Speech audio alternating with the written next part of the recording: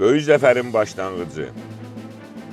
Azərbaycan ordusunun parlaq tarixi qələbələrindən olan şanlı aprel döyüşlərindən 10 il ötür.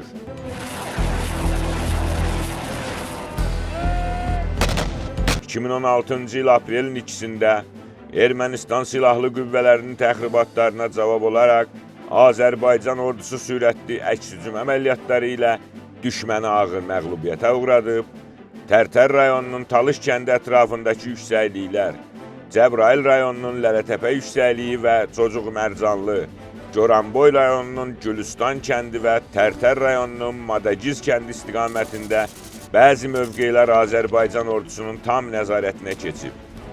Azərbaycan ordusu 4 günlük aprel döyüşləri ilə 23 ildən sonra xalqımıza qələbə sevinci yaşadıb.